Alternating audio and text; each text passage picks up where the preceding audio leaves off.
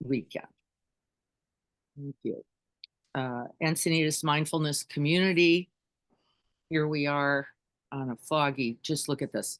What a perfect day for me to talk about emptiness and to talk about non-substantiality and to talk about nothing fixed, permanent, reliable. Because we decided to go back to, since we have been practicing resting in clear, empty luminosity, it's a beautiful day because we could mistake that, couldn't we, as being void of luminosity, couldn't we? Could look at the fog and say, well, this is an obscuration, not actually the manifestation, says the Dzogchen. Empty, clear, luminous. It's the other word. Compassionate are the three. The trilogy of the three. Really, in every tradition, don't you love that? In every single tradition, the trilogy, heart, mind, body, the view, the path, and the fruit in Buddhism is in every aspect revealed. So we're going to talk about Dzogchen today and the step-by-step instructions. It's a little bit funny because really in Dzogchen, I'll begin with, they don't have instructions. In the Dzogchen tradition, it is spontaneous, absolute, immediate, every moment enlightened, every moment Buddha being, every moment clear seeing, and everybody goes, how is that? How is that? Because I am filled with confusion, with craving, with thoughts, with what else? Sensations, emotions. These are afflictions, right? Says part of one of the schools that we have studied.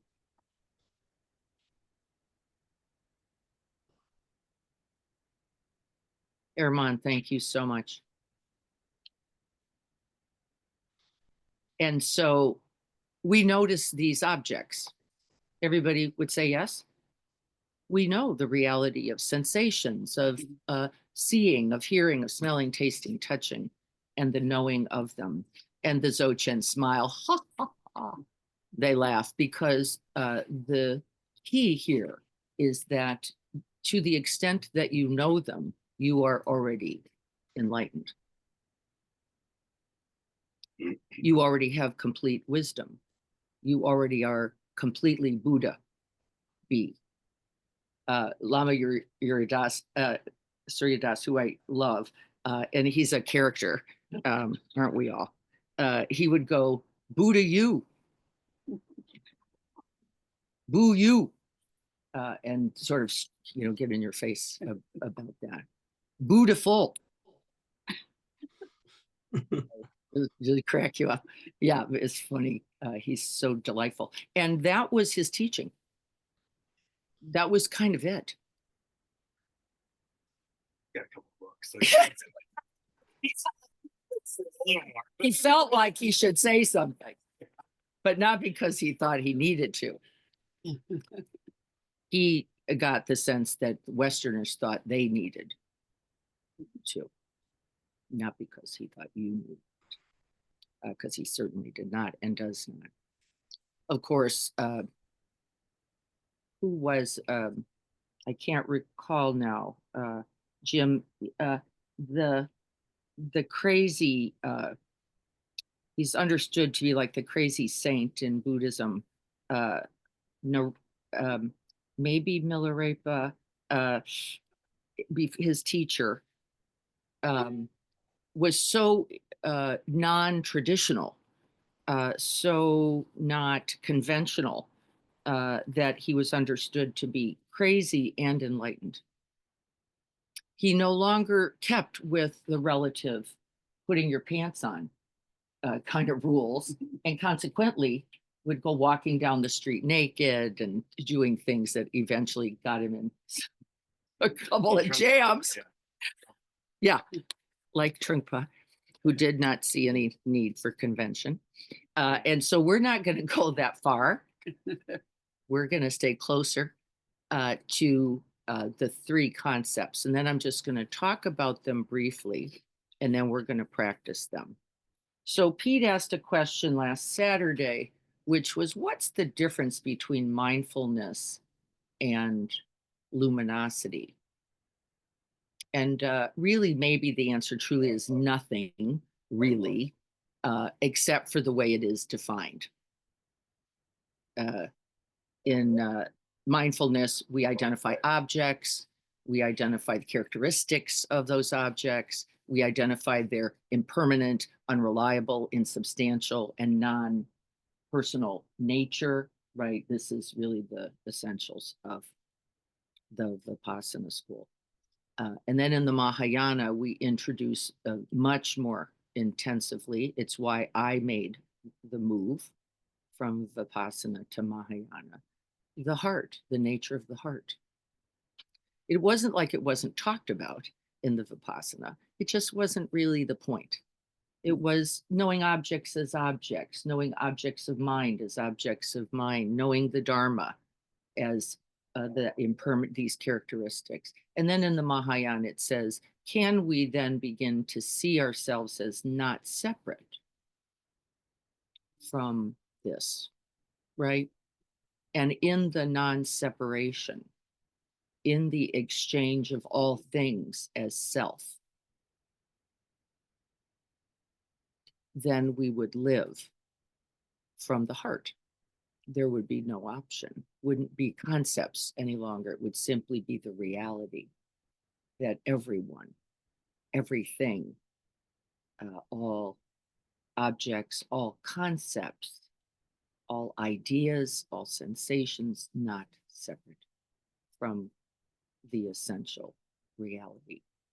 And then in the Vajrayana, it says, there is nothing to hold but these three characteristics. They are emptiness, nothing separate, nothing solid. Luminosity, the clear seeing of that reality, the open space in which it all comes and goes. Just like that beautiful mist.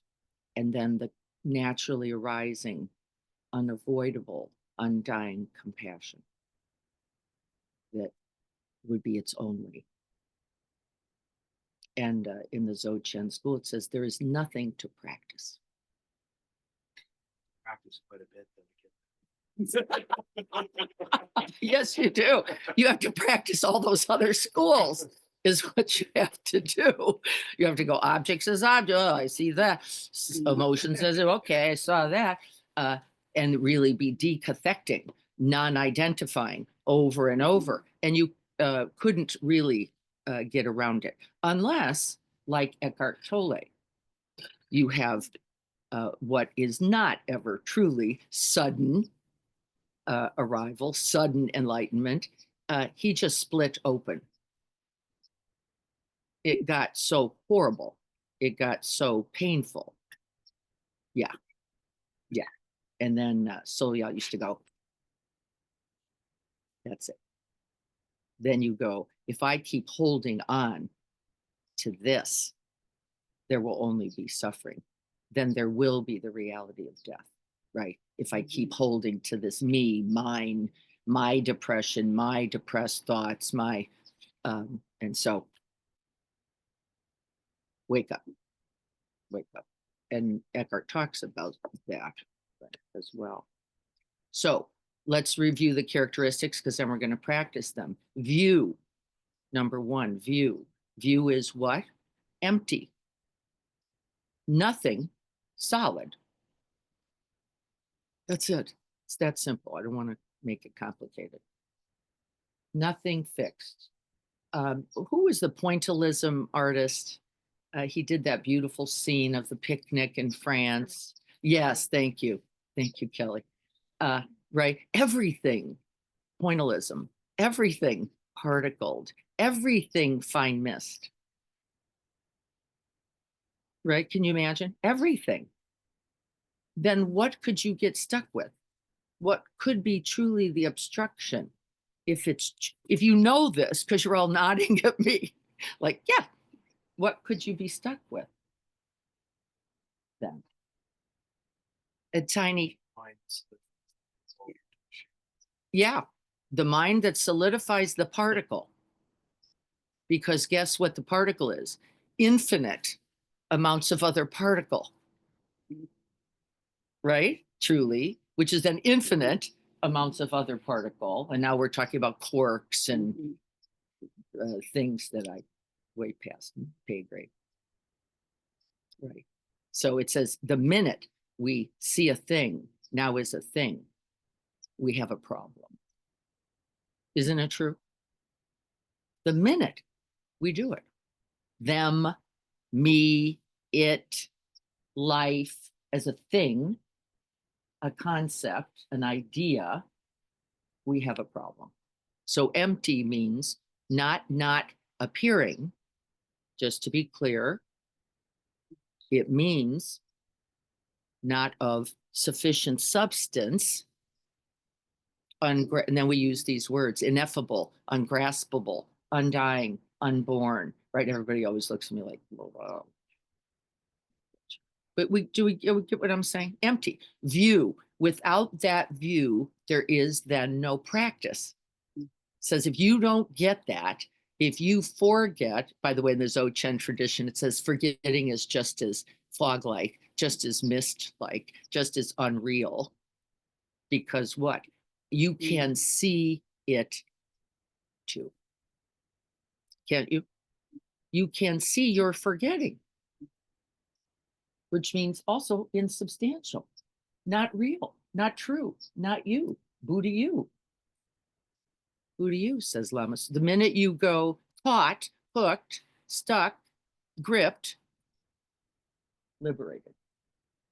And in the Dzogchen, it says there's nothing to do except hold the view and then keep smiling about our momentary grasping habit. And not even the habit is the problem, says the Dzogchen. Not the problem.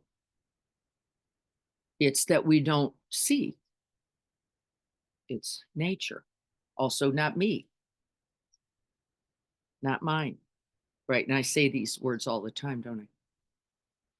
Not me, not mine. And you can think about the ways just since you woke up, that first eye fluttering, that you made the eye yours, the flutter yours, the cold or the warm yours, the reluctance to get out of bed yours, the do I go or not go yours, the where is that jacket anyway yours, the do I get a coffee or just grab something or go, right?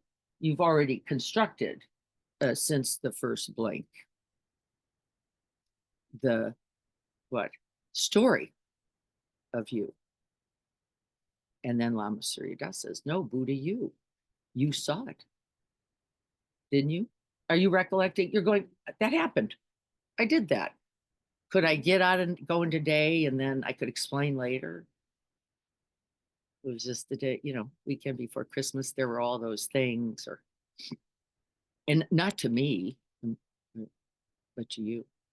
So empty view, essential. When you get, how will you know when you have lost the view? It's striking. It's like a stop sign. How would you know?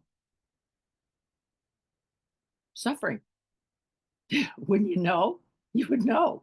Otherwise, like observing, interested, curious, colors, shapes, all that, not permanent, not mine, and still just in the experiencing, no problem. And then we grip something. Momentary. Confusion. Today's ravioli day. I gotta get that 10 pounds of flour. What if I don't? What if we don't eat? What if mind? We mistake it for mind, Felicia. I won't even call that monkey mind, because really no problem. The thinking is never understood to be the problem, not the problem. Thoughts, thoughts, thoughts, thoughts, thoughts, thoughts, thoughts. How does the Dzogchen, for those of you who have some experience with it, see the thoughts? Coming in, yeah, just brilliant fireworks. Just things, little bursts of memory and fractal. And I pulled that idea of you, and then I pulled that idea of about you, and right, and then I pulled some words together to describe you. Or all for. And I guess I've been grasping because you're just going over the same thing and becoming obsessive and making stories. You do all kinds of stuff with that. None of it real, says Dzogchen. Don't worry about it. You don't have to fix it, and you don't have to get rid of it.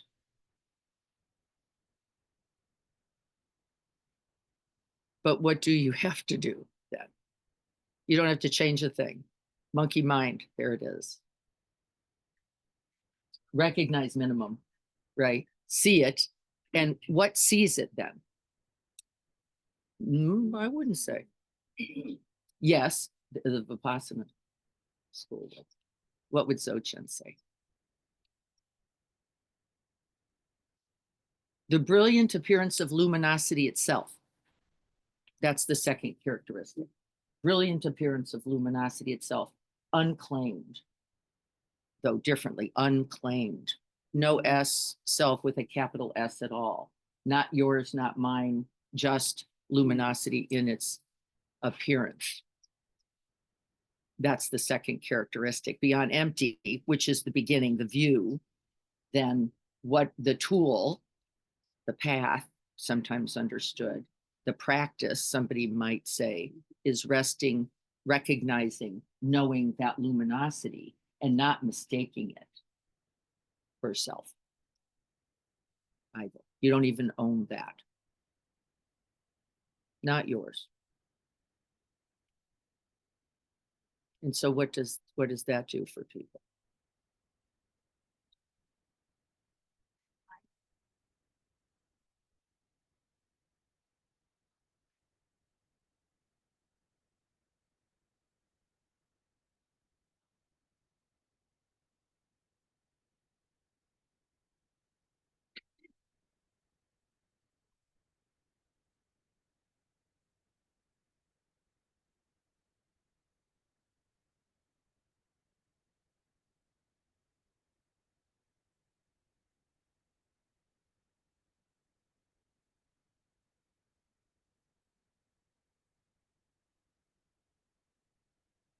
Yeah.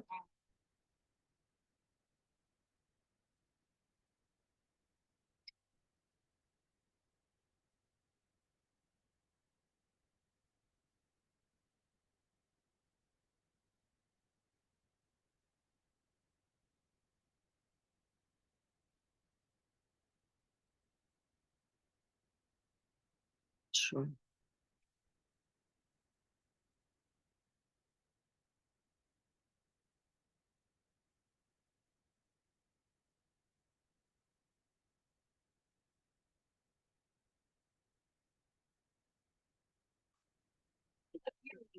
Yes. Yes. Yes.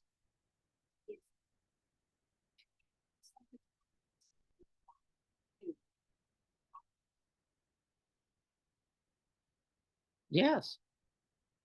Yes. That's the luminosity, Cindy, right there. The luminosity is I know, I see, I recognize, and I feel for the reality that when we get solidify, when we reify, when we identify, we suffer. Now you're doing a great job of feeling for her. I would, right. I'd say it could be just, here goes little man over to Cindy. Yeah. So what is that? What is that? Now he's in her lap. What is that? Luminosity. See, it's beyond thought. He's not thinking that at all. Is he? Is it? It's not his. Right. isn't it? But we are so essentially that until right? The storyline is overwhelmed. I'm that cruel. I'm that overwhelmed. I'm that. And then we suffer. And then luminosity with the sweater on.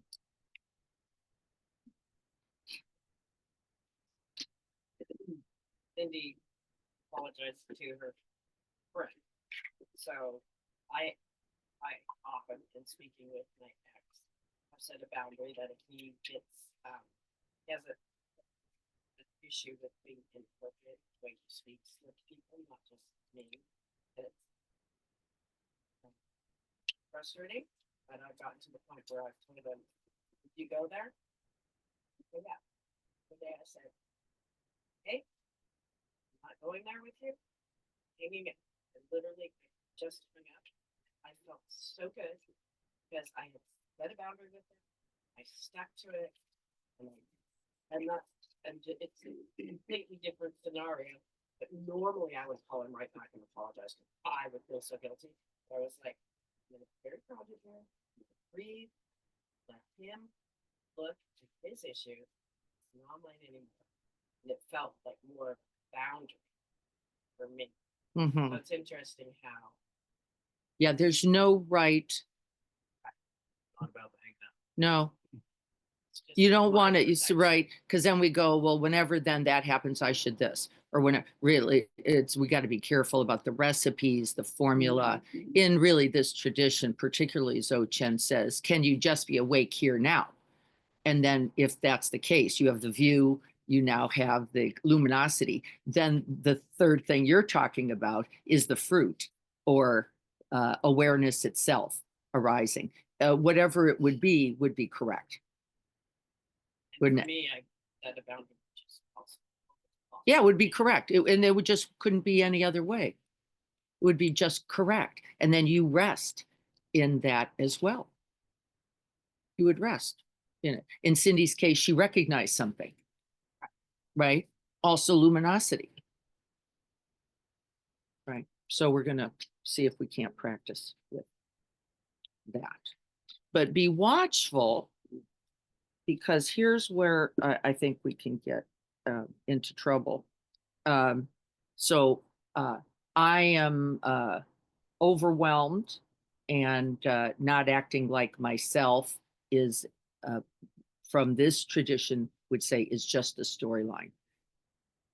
That there is an arising reality would also be true. Particled, right?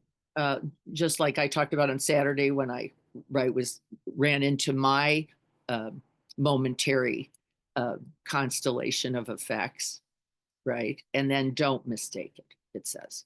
The really essence says, do not mistake this, because there will be a time both for Cindy and Robin in their descriptions of an event where the opposite would be required, wouldn't it?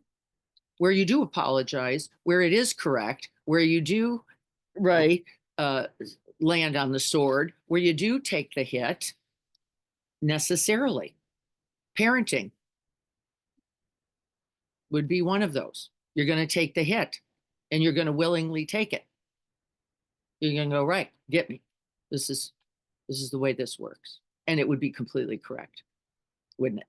And then another moment with its perfect arising, but what would you need? You'd need view, perfect empty view, no solidifying of anyone or anything to begin. Just this appearance in this moment, like this. And that's why Joko, my teacher, would say, just do what's needed. Don't think about it. If you're thinking, you're probably storytelling. They, me, it, now, not, right? But like the dog, right? Arising response. Okay. So that's just some of the step-by-steps. We're going to practice it a little bit now. I'm going to get this out of the way because I don't want to tip it. I think we'll do it. And so already look at for those of you facing me, I apologize, because really it would be lovely to see how everything constantly in motion, constantly in its appearance, and not to mistake the fog or the not fog or the as permanent, not the damp, not the cool, and not the you who feels it. And so the Buddha you, the Buddha body sitting here, the Buddha breath, the Buddha being, open, empty. And then we look on purpose. This is the Vipassana school, to make sure we see the reality that there is nothing unchanging. And we begin by looking out. And whatever you land on, you will see nothing. There is nothing solid, permanent, fixed at all. Right? True? Can you find anything? No thing. And then we turn the mind inward and we look again. And this is when often people will lower their eyes, won't they? So now we're taking the internal view. Notice nothing permanent fixed out here at all. Nothing to grip, hold, nothing. Not that metal, not that post, not this deck. Right? And then we lower the eye for a moment and we turn the mind inward, beginning with the body.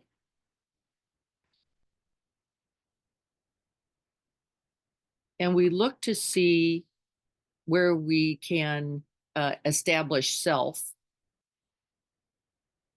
there. What is permanent? What is fixed? What is undying, unborn in the body? Nothing. Not a sensation, not even an opinion about the body. We like it and then we don't. It's pleasant and then it's not.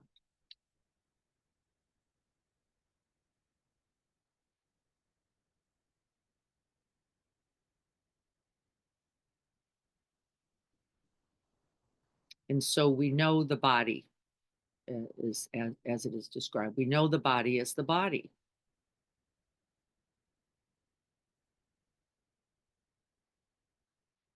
We're expanding view. Nothing to grip there, nothing to hold onto there. And we notice that every time we do, suffering, the rug burn of wisdom.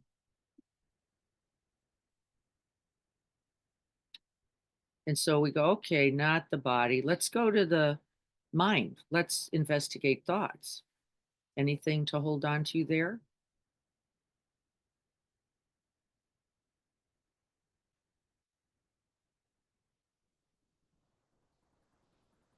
Thoughts about the self, thoughts about the other, thoughts about boundaries, thoughts about the dog, thoughts about Christmas, thoughts about things to do, thoughts about holidays, thoughts about the movie Wicked. I don't know how much I've heard about this.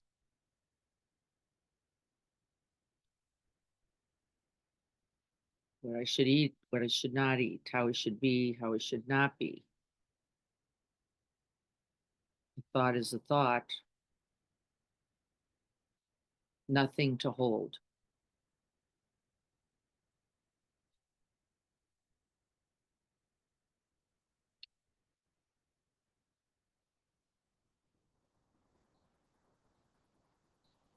And then we turn again beyond the body, beyond thoughts. We turn to all sense experience, sounds, feelings.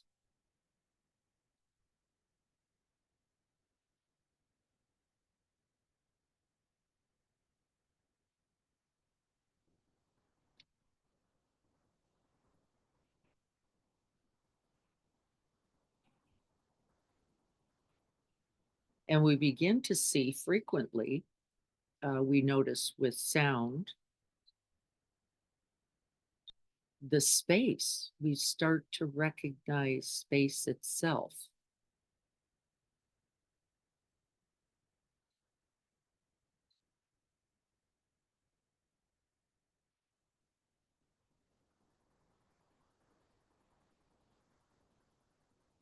and we see its characteristics. And it begins to feel like home.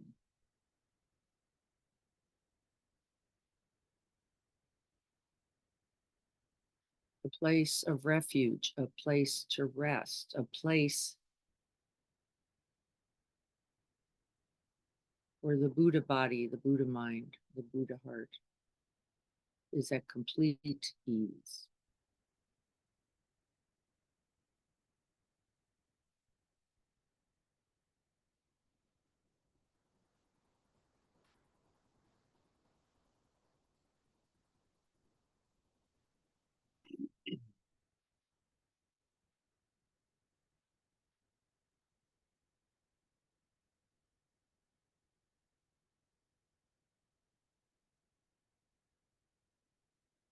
And then we begin to cultivate the capacity of non grasping, non clinging, non reactivity, non solidifying.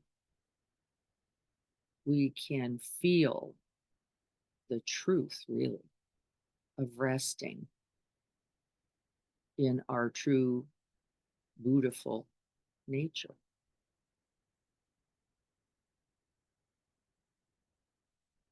Awareness, luminosity, the pure land. These are all words used.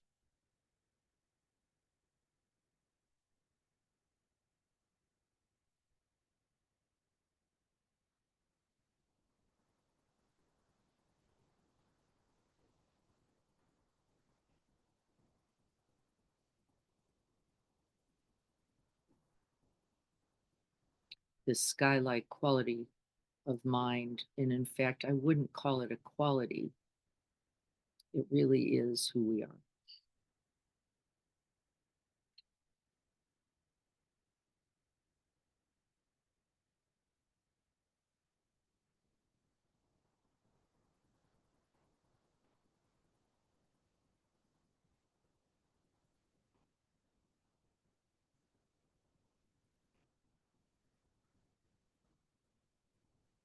And so we see the expanding identity from a thing, a body, to a thought, to a sense door, to a perception, to a conceptualization, an idea, and it's all so limited.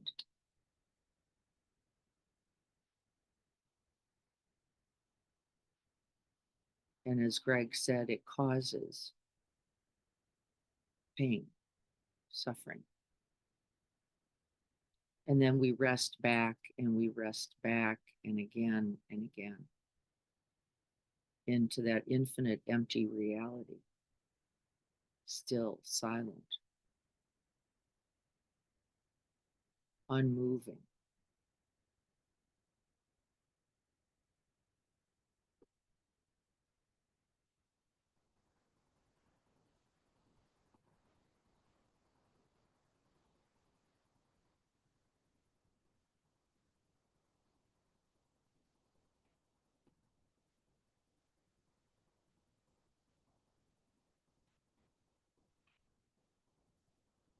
Right view, not separate from anything.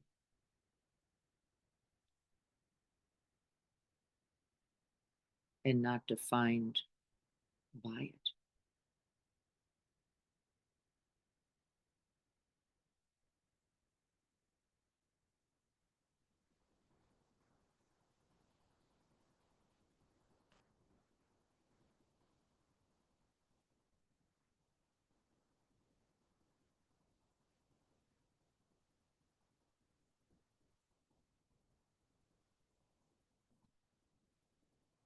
And then once we recognize the non-solidity, the non-self making nature of everything, we begin to get a sense of who we really are.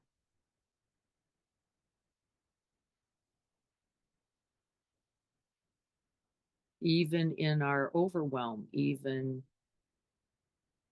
in our limit setting,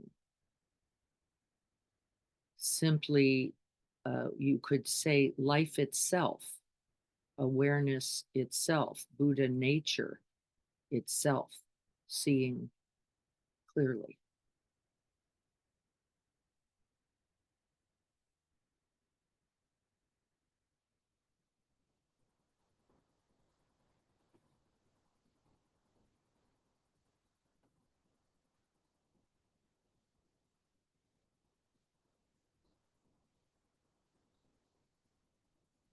And as Max said, if we're going to name a self, that ultimately ineffable characteristic, it would be this: open, spacious, luminous, empty of characteristic, and responsive. This is the third characteristic. Wholly responsive, then, just like little me.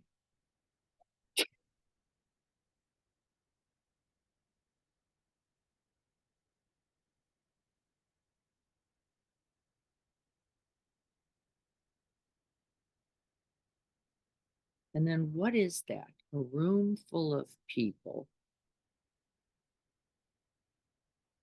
objects flying all about. And yet here's this non-conceptualizing being.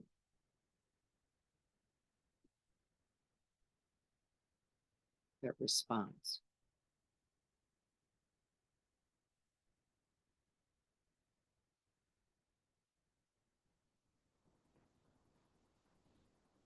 The third essential characteristic. It is not passive.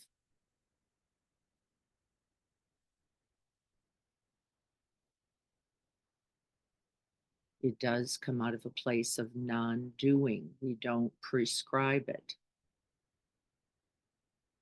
It comes directly out of immediate, clear, luminous contact with this arising moment.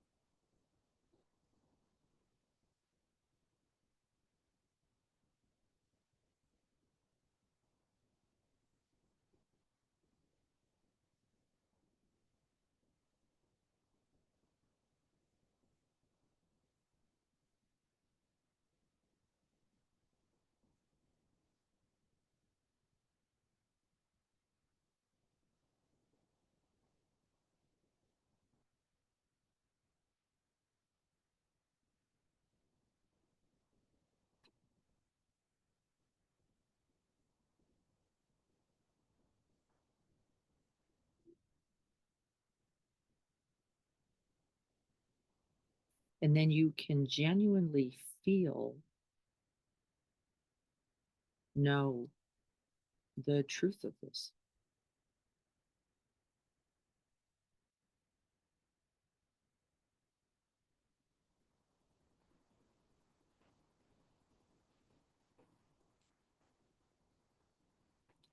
And then the practice is the familiarizing ourselves again and again, moment by moment, with our true nature.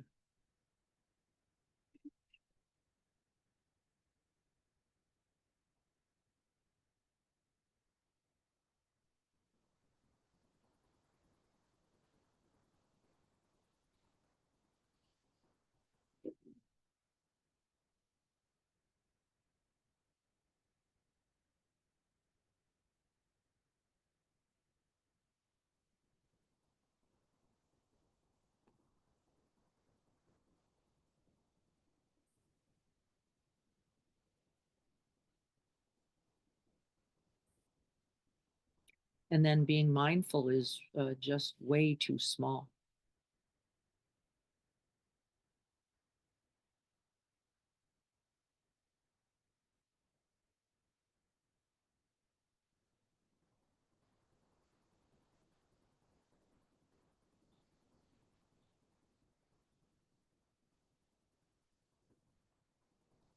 And in the Dzogchen tradition, the guru, the teacher, points you towards the energetic felt sense of the truth of this, the aliveness of it, the truth of it.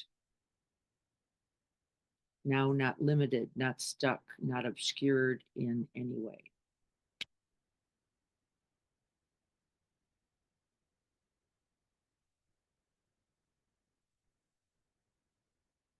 The gong of awakening.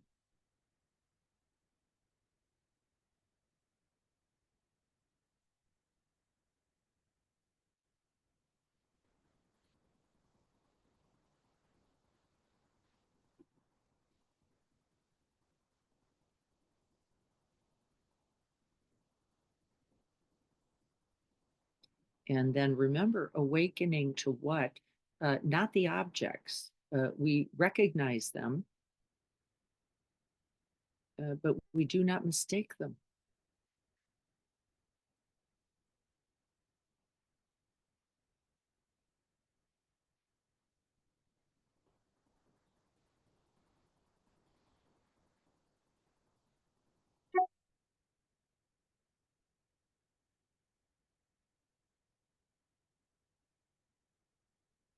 And if you confront an object that looks or feels solid, just know a mere appearance.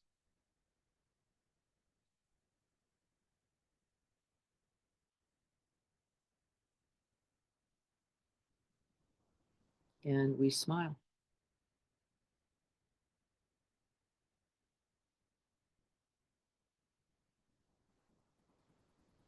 Resting back again and again in the groundless ground of being.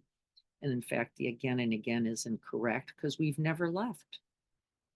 Always right here.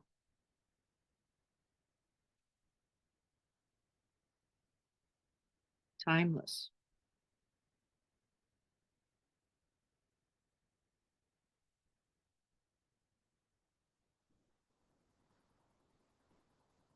Even the idea of moment to moment is too small.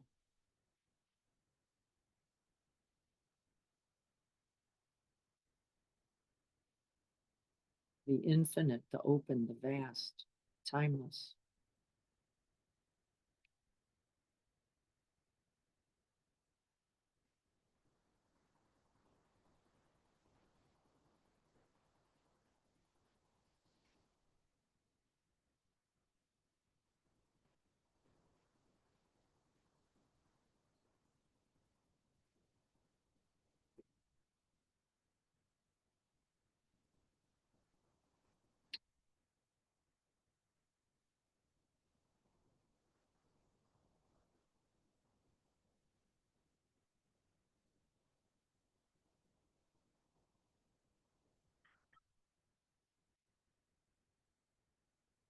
No I, no other.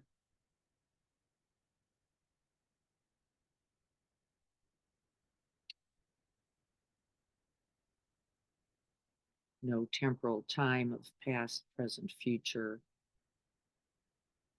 Just continually opening, expanding. Now.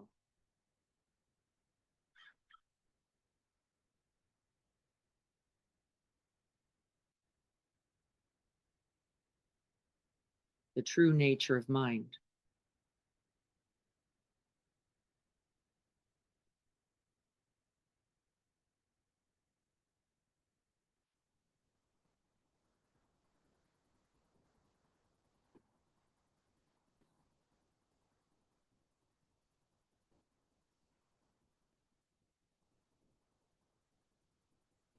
Ever awakening and cannot be otherwise.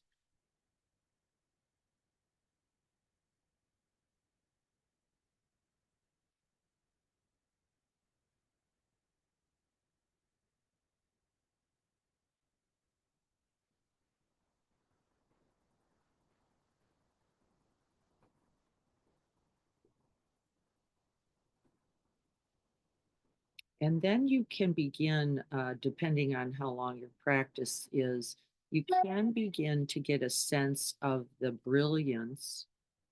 Um, I call it aliveness, an energetic felt sense, and a brightness to everything,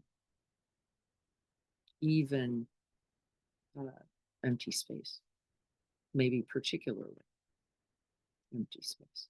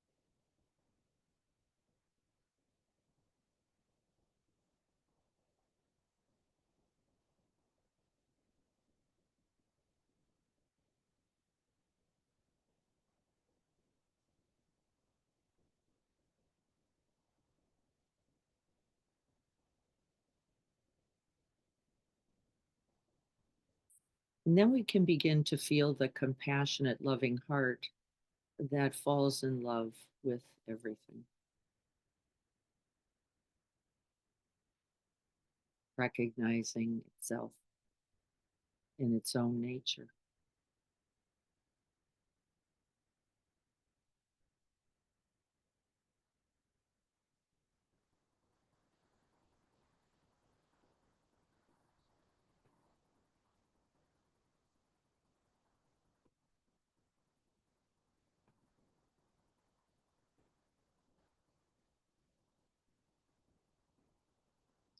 Here all along.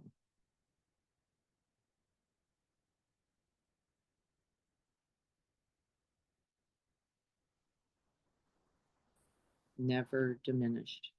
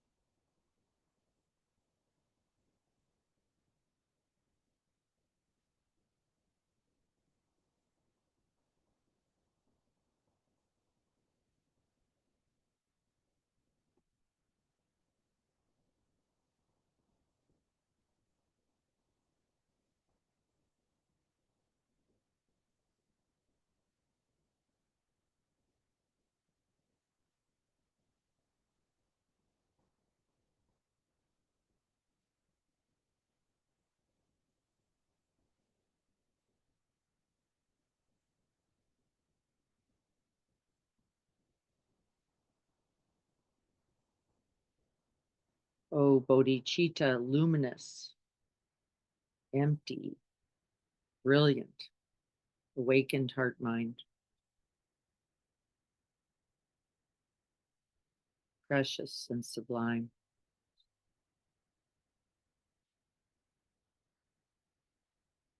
Arising where it has not yet come to be, this beautiful, beautiful present moment. Just this, just now.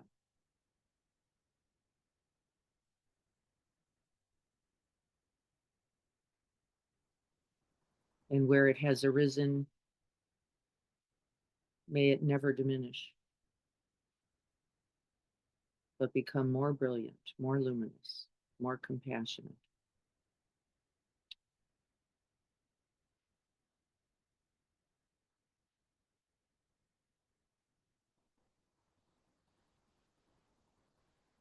Throughout all time.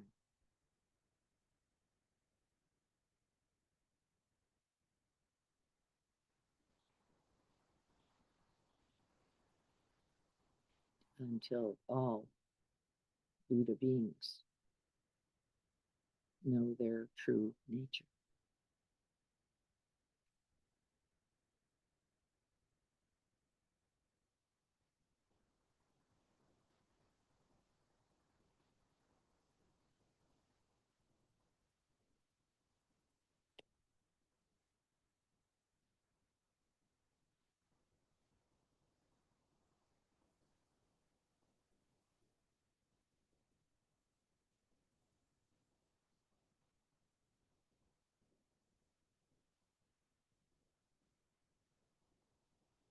Imaho. So be it.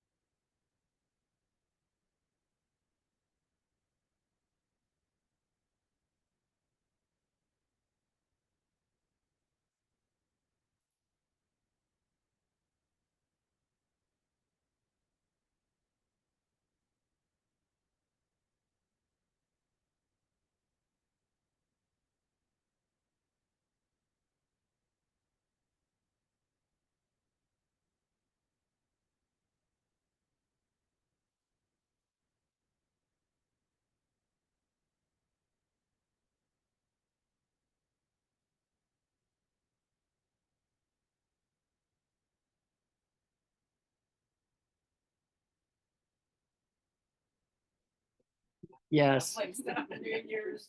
like a little jingle bell. Like a little jingle bell. Well, then it's all beautiful, isn't it? Then it's all beautiful, and you smile at everything. And the overwhelm's okay, and the bowel thing you got is fine.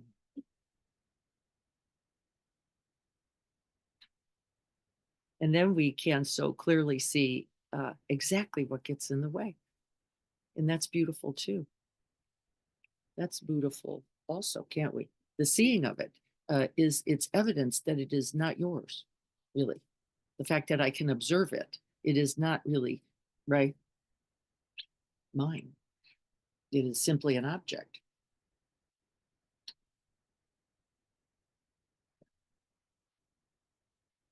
And then according to these schools, and then you abandon the raft. It says, and then you abandon the raft. You don't, there's no longer practice. There's no longer a concept. There's no longer a doing at all. You're just being that. Quantum physics, emptiness is actually filled. Yes. It's actually more space. In the thing. There's this rule that only when the observer looks that it solidifies. Yes. So similarity. It's exactly the same, Jim. There is no distinction then between what is science and what is truth. It's not just science, that material then either. Non-conceptual awareness challenge. Yes. But yes, it's a delightful fact because the concept is the observation. That's solidified out of what was not. Was never real. So Dogen, come back. Yes. It's hard to, to the guru. That's adorable. Joko used to say, your thoughts about your mother are not your mother, as another way of putting that. Right? Your thoughts about your partner are not your partner.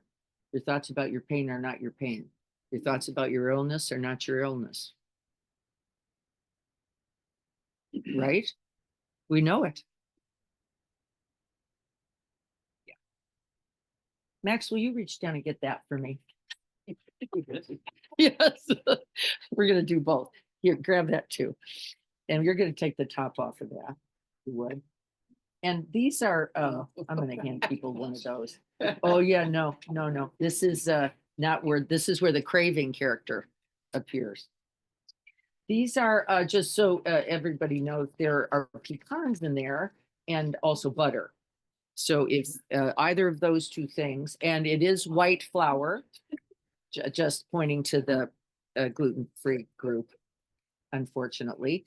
And this recipe came out of America's Test Kitchen, and I had them the other day. And this is one of my family's favorite cookies because they're pretty light and And this individual who happens to be a owner of Wolf in the Woods, the restaurant. If you haven't been there, it's a pretty lovely experience. She made them. And I asked Lisa, yeah, have an extra sense of buttery, but no additional butter. It's a sneaky little trick. Yeah. The sneaky little trick. Max, sorry about that. I Oh, no, I don't care. didn't mean to. It was worth it. Yeah. Didn't mean to. Flunked. Wolf in the Woods is in Mission Hills, on a street maybe like a name Stratford or something. Just a neighborhood I do not know, but had I seen it, would have lusted after it. To live there, it's really quite beautiful and striking. And so, what else do we want to understand about this?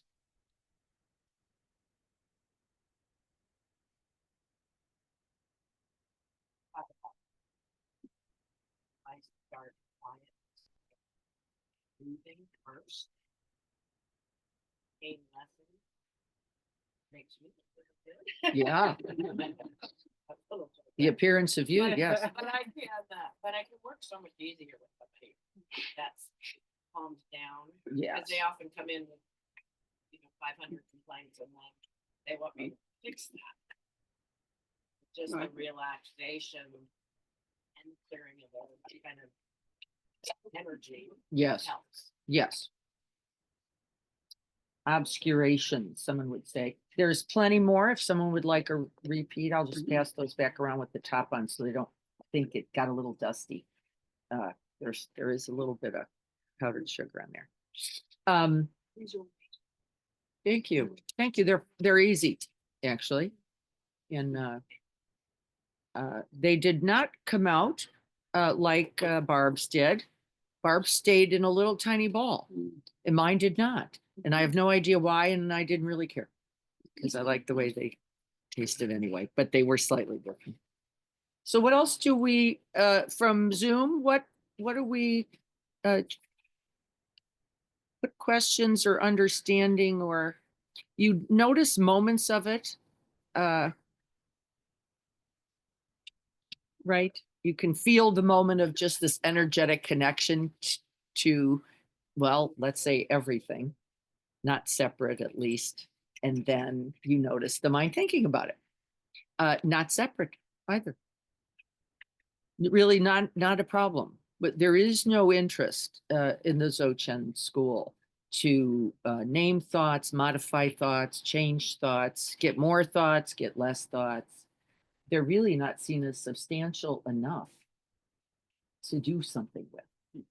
Yeah, get this idea. Like they're not, a brief appearance.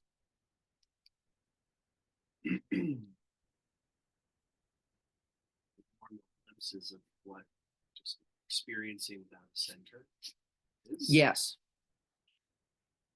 And like tap into that patient, glimpses of that throughout the day, but still almost wasn't there. Yes. Like, so Yes. just like this edge of like so obviously present, so easy to miss. Yes. Yes. You know, even the side of me that we've been talking about, that side of me that just I want to stabilize that. Yes.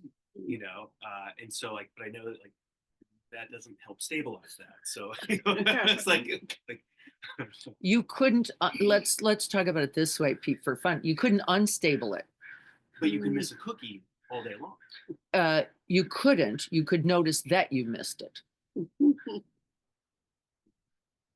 Would be you not missing it. So you can also notice it maybe 5 minutes after the cookies go. Yeah. You can then Yes. cookies. Yes. Which is the very luminosity. Didn't leave. You just got contracted. Mm-hmm. See, it's only understood in this way.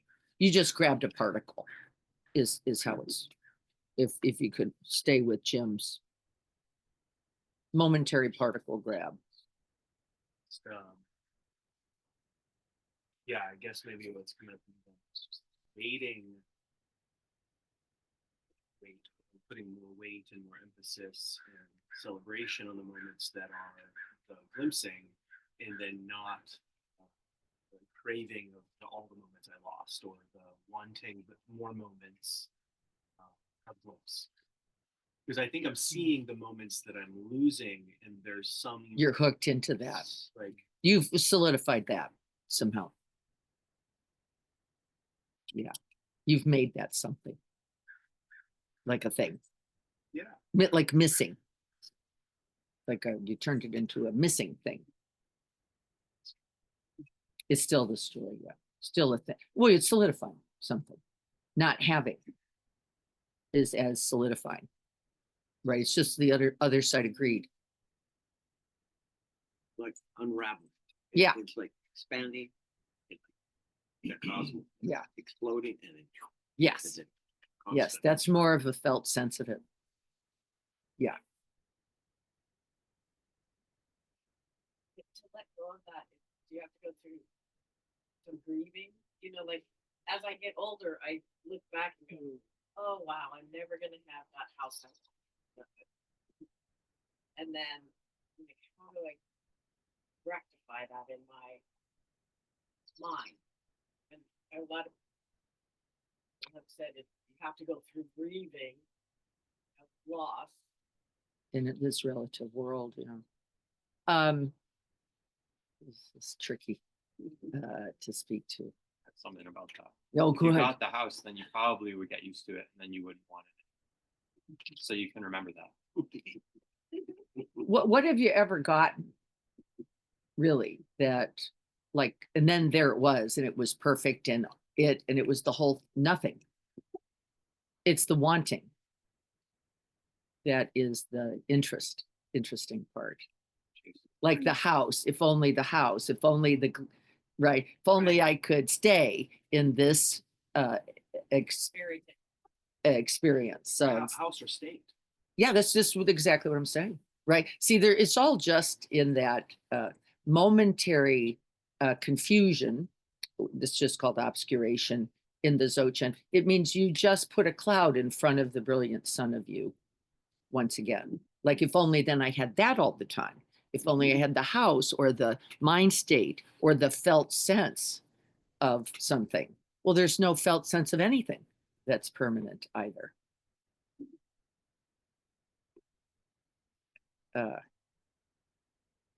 You know, this is my kids in their video games, right? Every year I would hear just these four, just four more.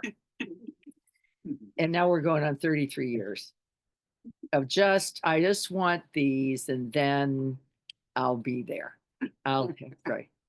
If only something, right? No, we just don't want to mistake it, because what? My thoughts about my mother are not my mother. We don't make that us.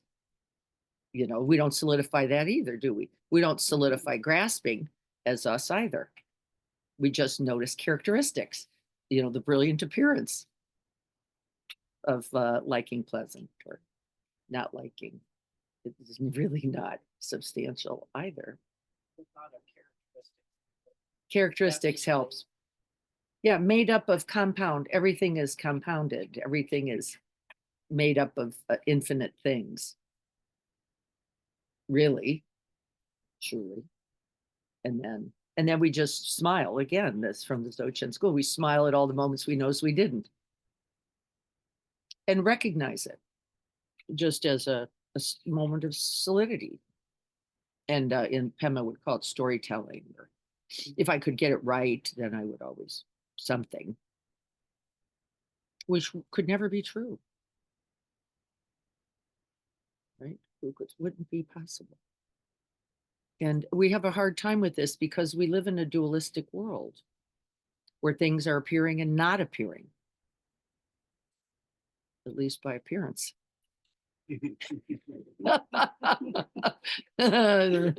Really. And then what would you grieve? Would say the Dzogchen.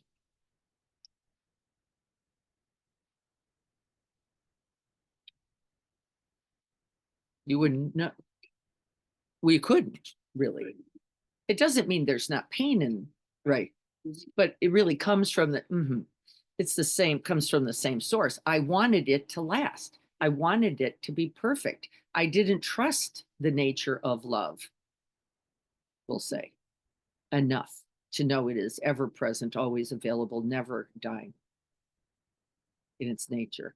And some of us get glimpses of that, I think, once someone we love has died and we know them, feel them, sense them, see them, right, in everything every day. Right. And then you go that nothing changed, really. And I'm counting on that at the time of death. The rainbow body, says the Dzogchen. The rainbow body, the infinite light source, just. And then in some of the schools in Dzogchen, it says you can accomplish that prior to death. The rainbow body, just like a prism, really, of just luminosity. No self there. Yeah. Yes. No, nothing substantial. So then is that like, you don't even need to set a boundary because you just kind of, something happens and you just smile? It would just occur, it And would you say. just- it doesn't- In yeah, its you just speak true connectedness, in its true right experience, being in the aliveness of it, you would do what was there to do. Spontaneous right after. Yes, just it would arise. You would step back when you needed to step back and step in when you needed to step in, and it wouldn't be anything just about you at all, would it? It would be Always having the appropriate response. yeah, just in the connection. In the connection.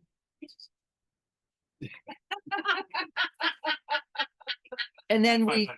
and then the smile is the recognition. That's what the smile is the recognition that I have clouded.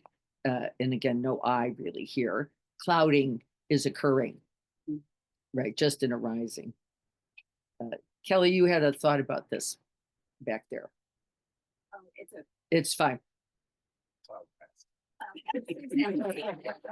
Wouldn't that be lovely? Wouldn't that be just an amazing, like cloud arising, cloud passing?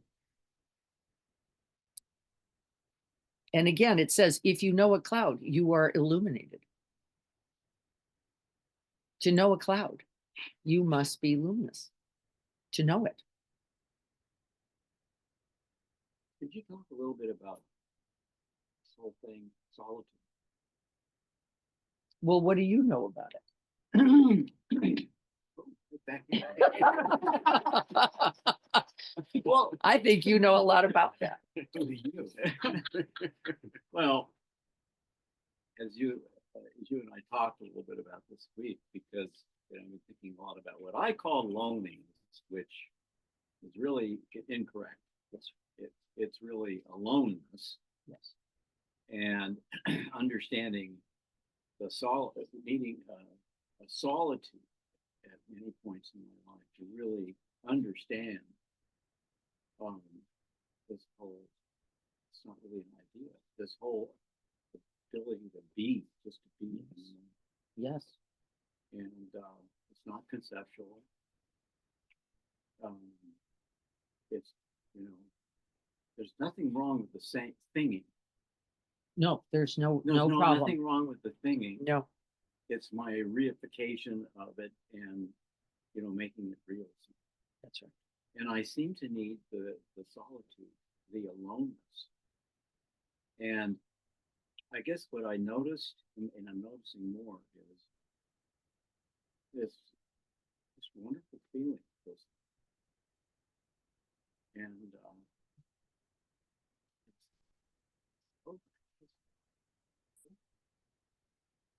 And it's just perfectly okay. So pure. And I love being with everybody, the Sangha.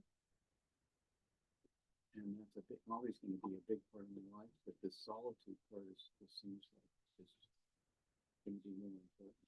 And as I reached the end of one of my life, which is another thing that we talked about, I was Yeah. thinking about the last moment.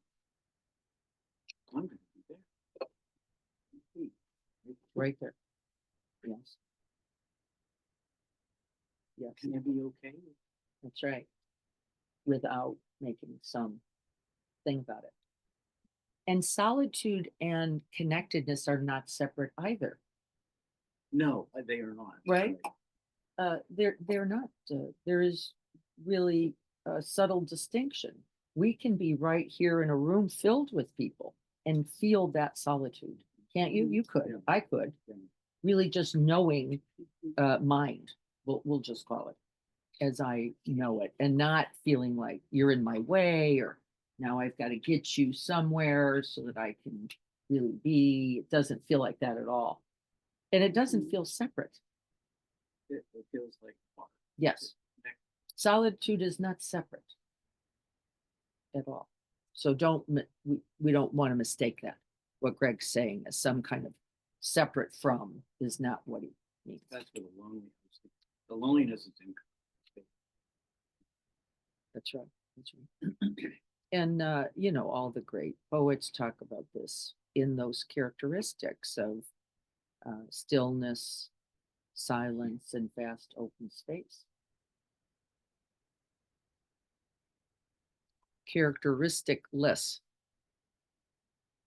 is an interesting Sogyal Rinpoche would say the true nature of luminosity is it does not hold any characteristic itself.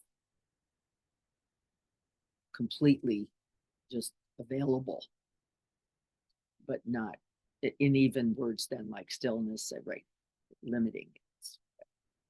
But then we all get confused because here we are sitting in Encinitas on a Saturday before the holiday, right? And our heads can spin off because you cannot conceptualize that. You could feel it though, couldn't you? You could feel it. You could feel everything all right everywhere. And that's what Pete's saying. But what about when that goes? It doesn't actually. Something else happens. What is it? The thing. Uh-huh. Somehow making a thing. And then the same as feeling everything is wrong everywhere. That would be as clouded and obstruct, right? It's the same. It is. Everything's And that. wrong. The idea of wrong. Well, so I'm still not fully understanding. Like, so yes, you're in the thing, and on one hand, and so like yes, you could not have been the thing, and then that just happened. But there is also this aspiration to stabilize this, or that there is some progression towards expanded capacity to live the luminosity, the centerlessness. It's like how to hold both its aspiration for more time and enlightenment, Yeah. more moments, More and experience. less time where you're Obscured. slipping into without then the grieving the moments that you didn't make it and the craving for more the moments that you did. But it's like Well, see, in But the then- dualistic frame, it's a dualistic frame there. And I'm only speaking from the Dzogchen school. It would say they are equal. Because then you're doing the judging, right? They would say they are equal. Because this one that you're not saying isn't necessarily yours. Yeah, and what we might say is slipping into, but isn't it true on some level that slipping into the dream versus the luminosity, one would be preferred as a way of being, no? I guess the answer would be no. Yeah, I think the answer would actually be no. That the dream itself is an aspect of, no, I'm just speaking from the Dzogchen, is an aspect of luminosity. And isn't it then true that every rock you stepped on, every bang upside the head was, we could say then perfect. yeah, I have place. physical place. In Coal Valley walk. And I can picture it yesterday, but 5 years ago, I was walking and I felt this remarkable comfort, ease, no pain, nothing. I thought to myself, how could that be? All that patients are sick and family has issues, and here I have no aches, I have no pains. Guess what? Yep. And it would be gratifying maybe that those two facts, back 5 years ago, back today, back every same gratifying. Comforting. We wouldn't, and again, look, we just conceptualize the hell out of the thing. And the same how. Again, there's a grasping in it, the same how. Well, I liked that. I preferred that. I wanted that. That's how. And so we solidify. That was there. This is here. Something's different. And in the Dzogchen school, simply quality of mind. Yes. And I probably don't have the answer, Max. Let me start there. Just interested from the perspective of the school. So I've heard it said that if you're experiencing certain feelings, grief or great or love, that if you turn towards those feelings and allow them, then the energy behind it dissipates. But in this school, is that the case, or should we aspire to just let those things, like maybe turn away from them and say, okay, I don't need to feel this grief because I'm part of the luminosity. No, you would say the opposite. You would say the grief is luminosity in its appearance. Know it completely. Know it completely. Separate nothing. And in fact, it couldn't be separated. It was what, could it be? No, so no greed. Know it completely. Like right there, wholly in it. Luminosity. Hurts like this, stings like this, ouch like this, not liking, not wanting, perfect, beautiful, brilliant. Yeah, brilliant. You have to change nothing. You have to change not a thing. If you're not feeling pain sometimes, then you're not alive. Like basically, I mean, If you're not having an experience, yeah, some if you you're like, some you don't like. that you're like just floating above everything, then that's not luminosity. That is not luminosity. Yeah. Luminosity is completely engaged, completely alive, completely apart, interconnected. Particle by particle, literally. So you would turn away from nothing. So Right? when Max, you get this? Very much. That's the luminosity. Can I know grief is grief and not claim it and not reject it? Don't know grief is grief. Can you be okay with? I guess that's the edge that I'm That's right. playing with. Is if you don't get Right. if you don't catch the greed, Yeah. then Well, you catch something. Well, let's forget about the word. You got something. You described, felt, knew something. And then you said, I experienced something luminous. That's the luminosity. I saw it. I knew it. And I was pursuing it, is what you also added, which is that solidified right aspect of I want that, and I want it that way, and I want to keep it, and I want it to develop, I want to develop it. And you are, can you just keep saying all that? And then I wanted it, and then I noticed that I didn't get it, and then I noticed it wasn't like I thought it should be, and then I noticed, right? That's why we go back to the school. It says Vipassana is essential because you have to be able to call that out in luminosity. Not getting tangled in the whatever it is, the pain or the grief or the We all do. holding that, Yes, we do. right? And then Yes. they end up in here Yeah. with none of this. Yeah. And that's that. And then we lose that emptiness. Remember that beautiful sense of vast open space. We solidify us in the using, meing it, and then the characteristics, but why not? Why can't I have this all the time? Why is it not available to me? It is available, says the Dzogchen school. It's completely right here. You're looking for something that you like. That's it. This whole thing a few years back, which was, go for the bliss. Go for the bliss. Yes. Bliss. Find your And bliss. Joseph find your- Campbell did a Yeah. whole, Joseph Campbell. yeah, wasn't he one of the in that school? Yeah. Find your bliss. He was really talking about that, interestingly. He really didn't mean this state of pleasantness. He meant where you really are, belong, engaged, committed, connected. Bliss was misunderstood, unfortunately, as something pleasant. And then Andrew Polachek is really talking about leaning into the different, leaning into the fear. And you know, several years back, I took a trip to Greece. When I was over there, I had this absolutely wonderful experience.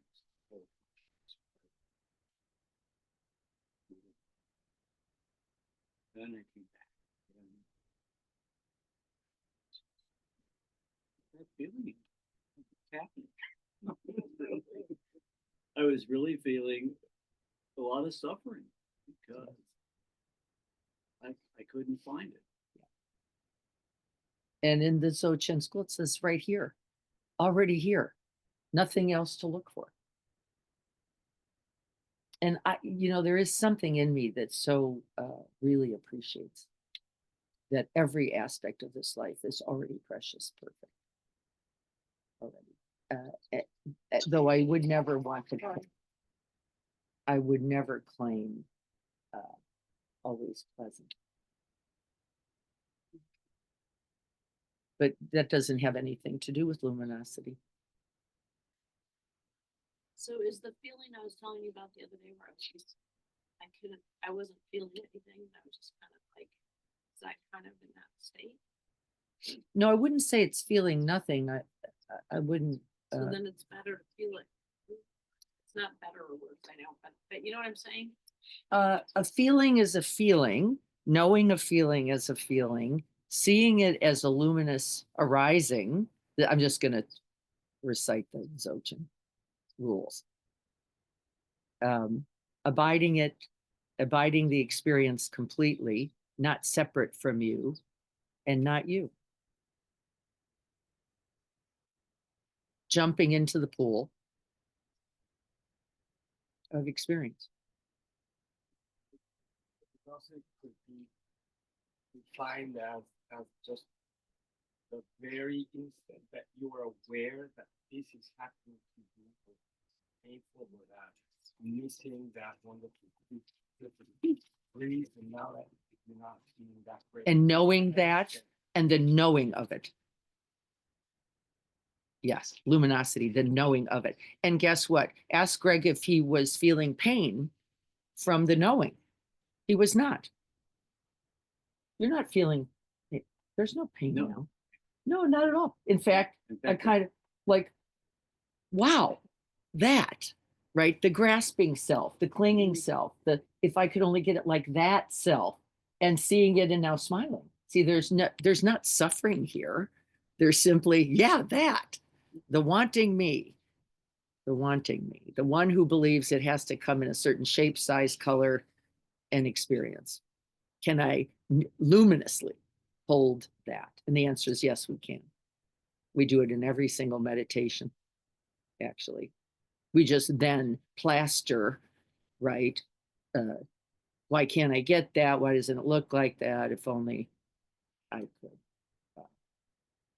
And from the Dzogchen school, it says you are already the rainbow body. You're already the rainbow body.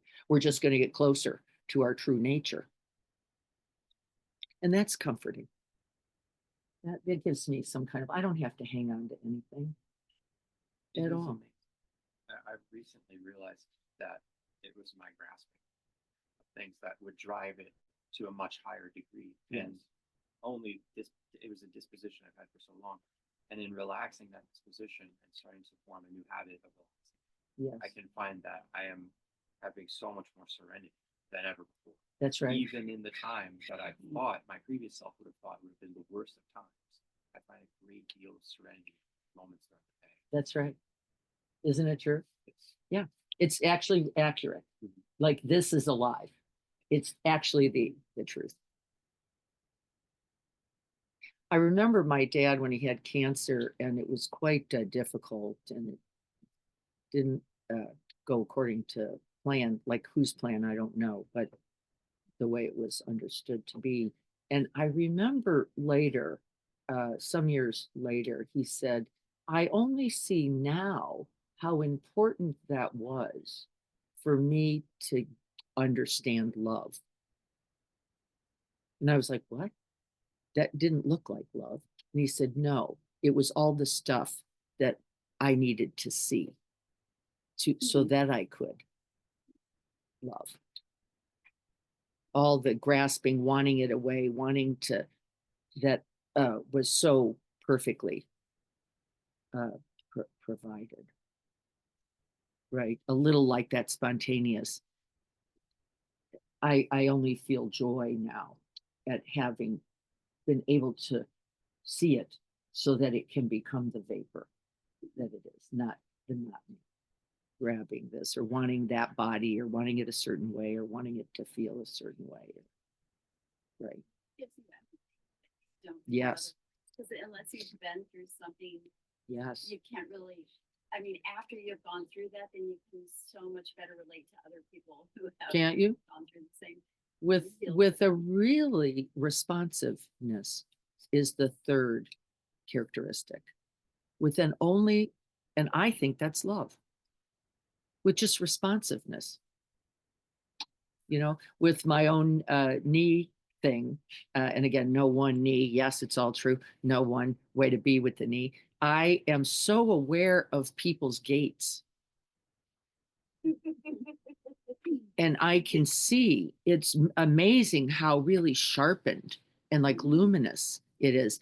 My like eye goes right to your toes hurting, your hips bugging you, and it's an amazing, right? Isn't it? Like so just but not like other. It doesn't feel like other. It feels like the knowing. Like I know this. I know the lilt and the right and really can only respond. The response is that love, that compassion for, right? Little or big or large, or it's not even the point now. And don't we? We know this. We know this. These are these moments of luminosity, this awakening over and over.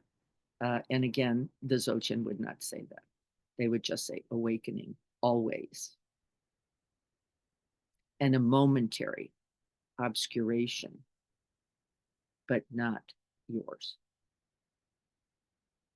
Don't mistake it. So we're already after. There's so much in the Dzogchen school. Yes. WCK. Yes.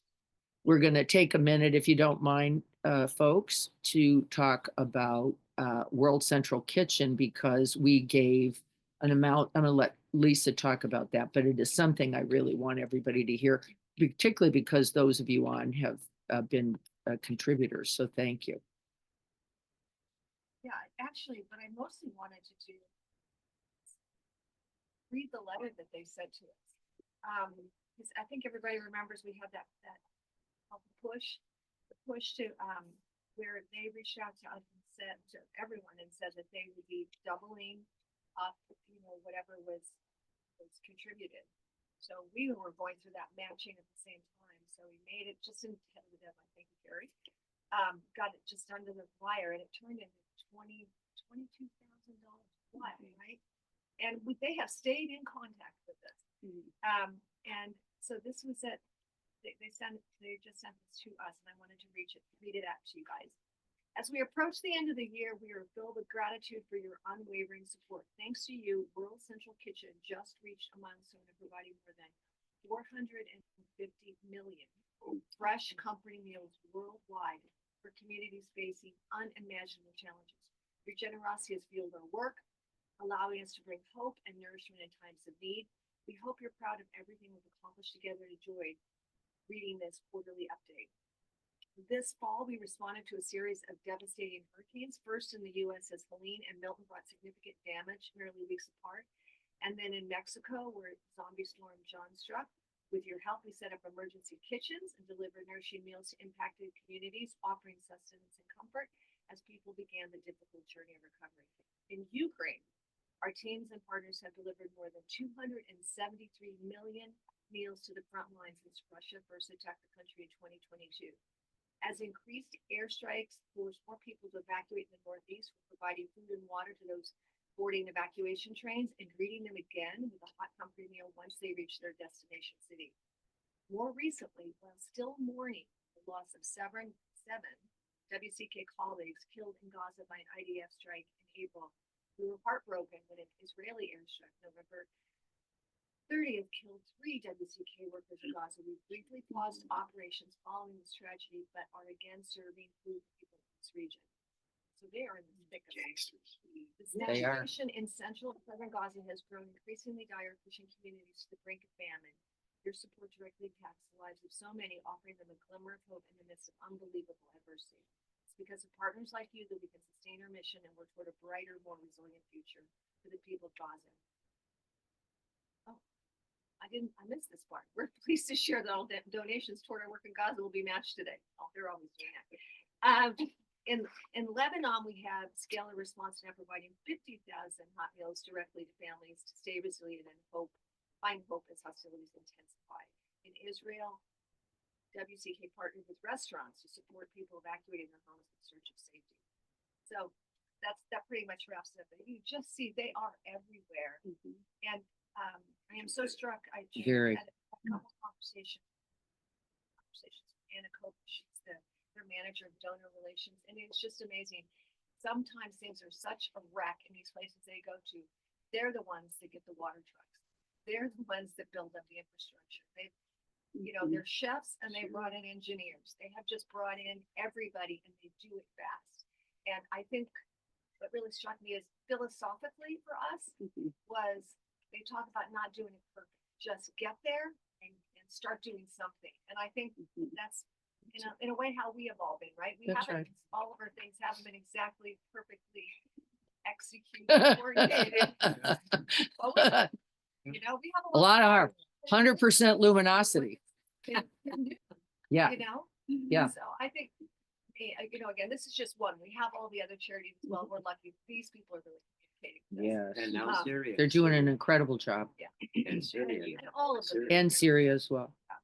Too many places. And soon. And there are too many places to name. Thank you for searching out and organizing. Yes, you're so Thank you, Karen. welcome. Thank you. Thank you, Carrie. We're going to take a minute just to do our Bodhisattva prayer so that we can rest in that luminosity. Really, the prayer itself is beyond concepts. You're not really looking for a feeling. You're looking for that already open, already awakened heart mind that knows the truth of this. And so we can again establish the view.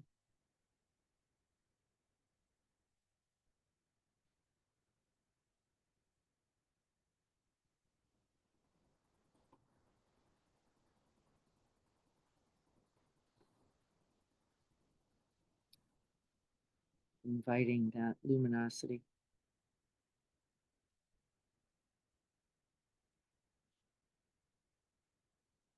And this is the response, the song of the response.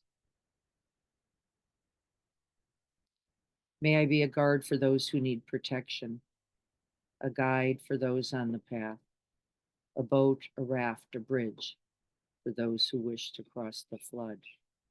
May I be a lamp in the darkness, a resting place for the weary, a healing medicine for all who are sick, a vase of plenty, a tree of miracles. And for the boundless multitudes of living beings, may I bring sustenance and awakening, enduring like the earth and the sky, until all beings are free from sorrow and all are awakened. May our Buddhaful, Buddha you, Buddha me, Buddha beings all be awakened. So be it.